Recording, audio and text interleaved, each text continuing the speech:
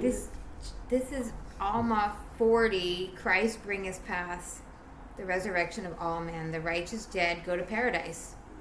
The wicked go to outer darkness to await the day of their resurrection. All things shall be restored to their proper order and perfect frame in the resurrection. Now, my son, here is somewhat more I would say unto thee, for I perceive that thy mind is worried in concerning the resurrection of the dead. Behold, I say unto you, that there is no resurrection, or I would say, in other words, that this mortal does not put on immortality. This corruption does not put on incorruption until after the coming of Christ. Behold, he bringeth to pass the resurrection of the dead.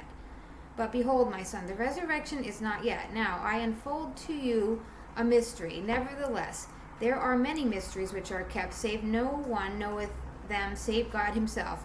But I show unto you one thing, which I have inquired diligently of God, that I might know, that is concerning the resurrection. Behold, there is a time appointed that all shall come forth from the dead. Now, when this time cometh, no one knows, but God knoweth the time which is appointed. Now, whether there shall be one time, or a second time, or a third time, that men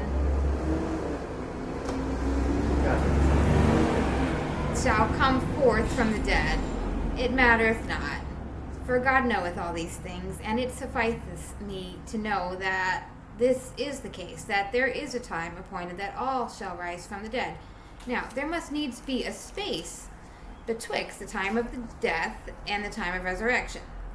And now I would inquire what becometh of the souls of men from the time of death to the time appointed for the resurrection.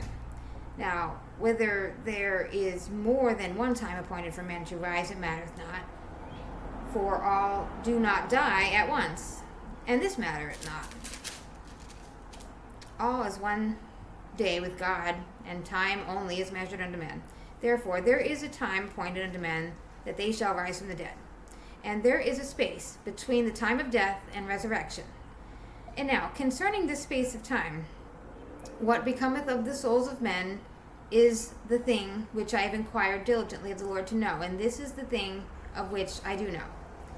And when the time cometh, when all shall rise, then shall they know what God knoweth unto the times which are appointed unto man. Now concerning the state of the soul between death and resurrection, behold, it has been made known to me by an angel, that the spirits of all men, as soon as they are departed from this mortal body, the spirits of all men, whether they be good or evil, are taken home to that God who gave them life. And then shall it come to pass that the spirits of those who are righteous are received into a state of happiness, which is called paradise. It's a state of rest, a state of peace, where they shall rest from all their troubles and from all their care and sorrow. And it shall come to pass that the spirits of the wicked, who are evil, for behold, they have no part or nor portion of the Spirit of the Lord. For behold, they chose evil rather than good. Therefore the spirit of the devil did enter into them and take possession of their houses, and these shall be cast out into outer darkness, there weeping and wailing and gnashing of teeth, and because of their own iniquity, being led captive by the will of the devil. Now this is the state of the souls of the wicked, in darkness and in awful state, fearfully looking for fiery indignation of the wrath of God upon them.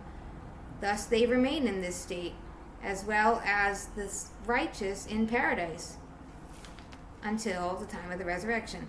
Now, there are some that have understood that this state of happiness and this state of misery of the soul before the resurrection was the first resurrection. I admit it may be termed a resurrection, the raising of the spirit of the souls and their consignation to happiness or misery, according to the words which have been spoken. And behold, again it hath been spoken that there is a first resurrection, a resurrection of all those who have been, and who are, and who shall be, down to the resurrection of Christ from the dead. Now, we do not suppose that the first resurrection which is spoken of in this manner can be the resurrection of the souls of their consignation to happiness or misery. You cannot suppose that this is what that means.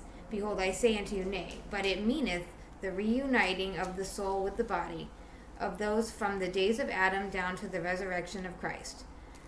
Now, whether the souls and the bodies of those of whom had been spoken shall all be reunited at once, the wicked as well as the righteous, I do not say, let it suffice, that I say that they are all come forth, or in one word, their resurrection cometh to pass before the resurrection of those who die after the resurrection of Christ. Now, my son, I do not say that their resurrection cometh at the resurrection of Christ, but behold, I give it as my opinion that the souls and the bodies are reunited of the righteous at the resurrection of Christ and his ascension into heaven. But whether it be at his resurrection or after, I do not say, but this much I say, that there is a space between death and resurrection of the body, and a state of the soul in happiness or in misery, until the time which is appointed of God, that the dead shall come forth and be reunited, both soul and body, and be brought to stand before God and be judged according to their works. Yeah, this brings about the restoration of those things by which has been spoken by the mouth of the prophets. The soul shall be restored to the body, and the body to the soul. Yeah, every limb and joint shall be restored to its body. Yeah, even hair of the head shall not be lost, but all things shall be restored to their proper and perfect frame. And now, my son, this is the restoration of which has been spoken by the mouth of the prophets.